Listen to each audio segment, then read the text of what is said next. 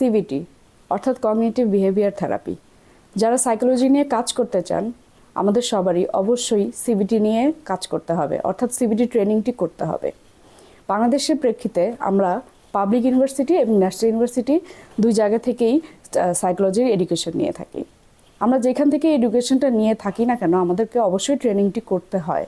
ঠিক তেমনি আমিও সিবিটি ট্রেনিংটা কমপ্লিট করেছি হিলিং হার্ট অর্থাৎ সিস্টার লিপি গ্লোরিয়া রোজারিওর কাছ থেকে। এখানে আসার আগে আমি অনেকটা ডিমোটিভেটেড ছিলাম। আমি ভাবছিলাম আমি ন্যাশনাল ইউনিভার্সিটির ব্যাকগ্রাউন্ড থেকে এসেছি, আমি হয়তো অনেক কিছু জানি না, বা আমি হয়তো এখানে ট্রেনিং থেকে যথেষ্ট নলেজ গ্যাদার করতে পারবো না, বা আমি হয়তো কোপ আপ করতে পারবো না।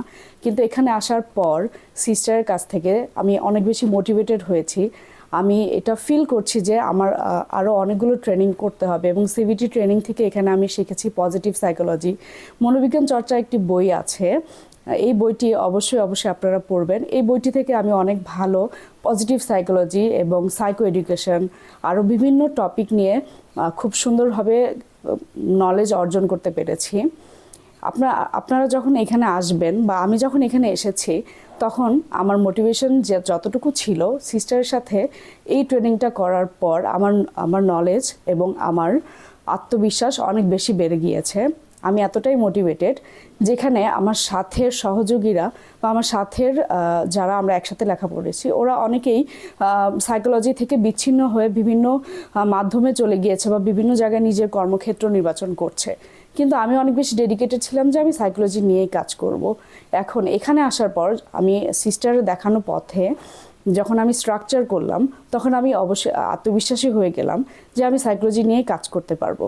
সুতরাং সাইকোলজি নিয়ে কাজ করার জন্য এবং নিজের লাইফে নিজে মোটিভেটেড হওয়ার জন্য এবং সঠিকভাবে কাজ করার জন্য সিবিটি ট্রেনিংটা খুব দরকার। এবং হিলিং হার্ট অনেক বেশি মোটিভেটেড করেছে আমাকে, এবং আমাকে আমার সংযুক্ত যে পথ, যে রাস্তা, যে গাইডলাইন এটা দিয়েছে। আমি অনেক বেশি হ্যাপি যে আমি এখানে আসতে পেরেছি এবং ট্রেনিংটা করতে পেরেছি। তাই আমি যথেষ্ট এবং পর্যাপ্ত গাইডলাইন পেয়ে এখন অনেক বেশি কনফিডেন্ট। তাই আমি আশা করি আমি এভাবে আরও কিছু ট্রেনিং করব। আমার ট্রেনিংগুলো কমপ্লিট হলে আমি আরও বেশি আত্মবিশ্বাসী হয়ে উঠব।